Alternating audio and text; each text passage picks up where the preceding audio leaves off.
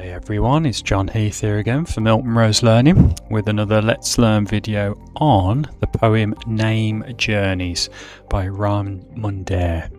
So what we're going to do is we're going to have a look at the key context, so all the history and the social elements that we need to know about this poem, and then we will have a look, we'll do a very quick poetry reading. It's quite short, so it won't take us very long on that one, and then we'll have a look at some of the key annotations which should go straight into your anthology for this poem.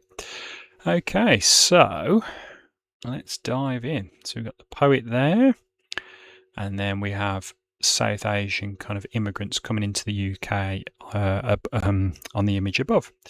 So first off, let's start with that. Let's engage with that theme in terms of context. So the British Asian diaspora experience. Now, diaspora means scattering. So it's basically like a word to do with immigration when large amounts of people kind of move from one culture to another. So born in the UK and raised between London and India, Raman Mundair explores the complex identity of second generation South Asian immigrants who have to navigate two contrasting cultures. So effectively, this is a poem which explores kind of cultural differences and the immigrant experience. Okay, very, very tricky. Having to navigate and trying to keep alive the old culture whilst you're embedded within a new kind of UK British culture. Then we have power, assimilation and erasure. So the poem reflects how non-Western names are frequently mispronounced, anglicised or dismissed in Britain, turning simple introductions into sites of what we may call now microaggression and cultural erasure. So our names are obviously very symbolic and they're very important to us. They're a key part of cultural identity. And imagine if people keep mispronouncing or don't even bother trying to pronounce your name. It's kind of like an act of cultural erasure and what we would call microaggression. So I think that's quite interesting to bear in mind when you read the poem.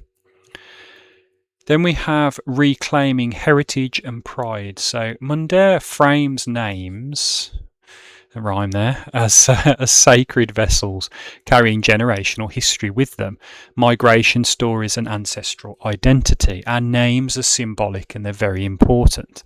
So celebrating the act of reclaiming one's true name without shame or compromise is arguably the authorial intention of this whole poem. It's about kind of establishing your kind of ethnic identity as symbolised in your name. Okay, so with that in mind and the immigrant experience, let's have a good look and we'll read the poem out together. I'll break it maybe into two parts. We'll just have a nice little poetry reading to get a feel for the phonology and the sound of the poem. Okay, so I can't get it all in one go, so we'll do it in two little sweeps. Like Rama, I have felt the wilderness, but I have not been blessed with a companion as sweet as she. Sita, loyal, pure and true of heart. Like her, I have been chastened through trial by fire. Sita and I, spiritual sari, sisters, entwined in an infinite silk that would swathe Draupadi's blush. My name, a journey between rough and smooth, an interlacing of banyan leaves with sugarcane. Beautiful kind of colonial kind of imagery here. So if I just kind of go down, and the sari, just to say, there's a really lovely image there of a lady wearing a sari, kind of an Indian dress. Woven tapestries of journeys travelling from south to north, where the Punjabi in my mouth, obviously Punjabi language from India, became dislodged as milk teeth fell and hit infertile English soil. So their language now does not apply and they can't use their mother tongue from India. My mouth toiled to accommodate the rough musicality of Mancunian vows. So Mancunian meaning Manchester. Okay, so they're obviously landed in Manchester and they're struggling to understand the language and the accent. and my name became a stumble that filled English mouths with a discordant rhyme. So nobody can pronounce her name, they don't know how to pronounce it. An exotic rhythm dulled my voice, a mystery in the Anglo Echo chamber, void of history and memory. So nobody could pronounce her name, but she's taking the symbolism behind that, and it's almost an act of cultural erasure, because if your proper name is not used, then it's like we're not engaging with your whole culture. It's more than just a name. Okay, right, so let's have a look at some annotations now that you can pop into your anthologies. Okay, right then. First off, we have mythological allusions and shared struggle. So like Rama, I have felt the wilderness, Sita and I, spiritual sari sisters entwined in an infinite silk. So this is drawing very much on Hindu mythological kind of allusions.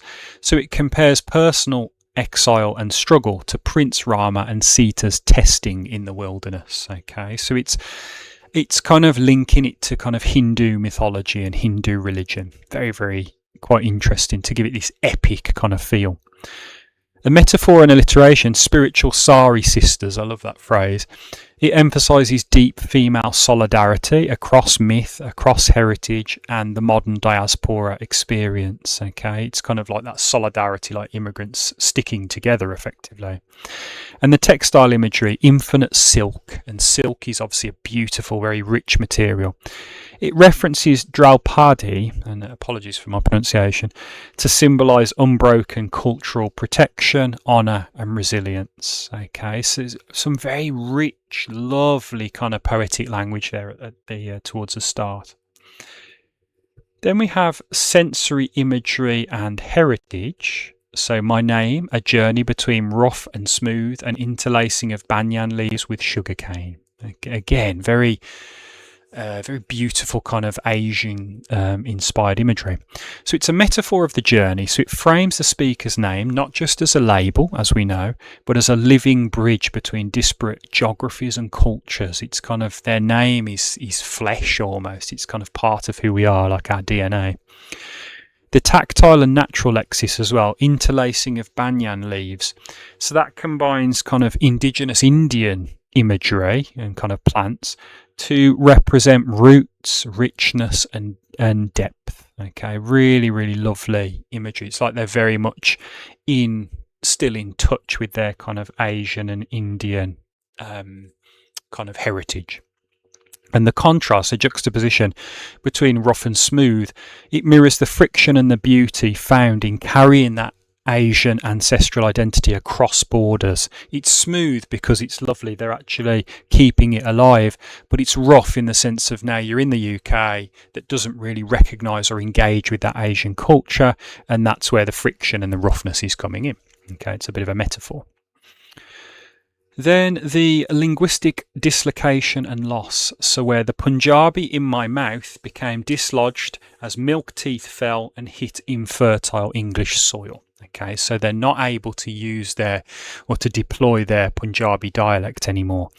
So it's a metaphor of maturation and loss. Their milk teeth are obviously our little baby teeth, and they're falling out. And it links natural childhood, aging, to kind of traumatic forced erosion of the mother tongue.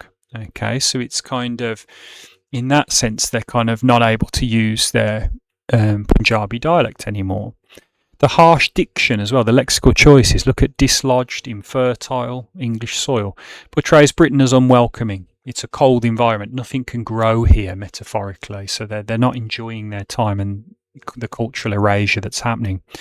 And physical strain, mouth toiled, so that's capturing the bodily effort and the alienation, as the UK kind of people are struggling to pronounce that name until they almost just don't bother.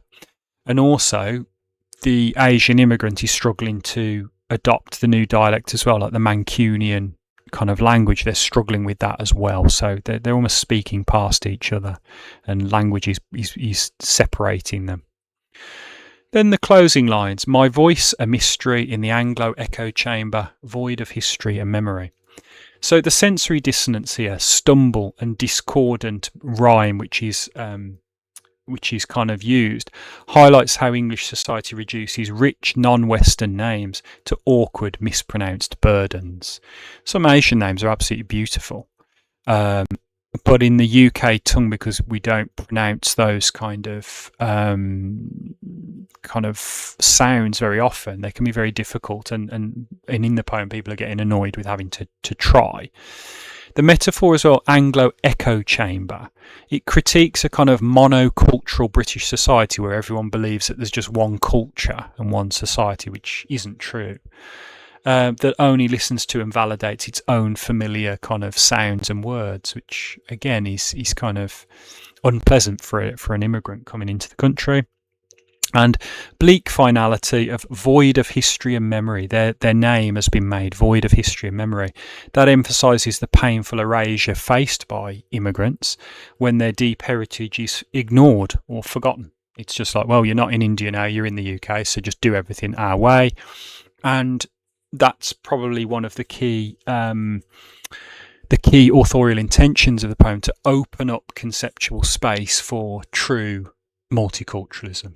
And I think that's a very profound political point and social point to kind of finish on. So you can see there's a lot going on in that poem, okay? And names are very, very important to our cultural identity. So hopefully that's provided you with a good launch pad now for this poem. Don't forget to hit the like, subscribe and tap the bell icon so you never miss another Let's Learn video again. Share with all your friends, and please do feel free to pop anything in the comments and we'll always do our best to answer. And it just remains to say, hopefully you've had fun and you'll reflect on your own name now and your name journey. And we'll be back with more Let's Learn videos very soon. So take care and we'll see you soon.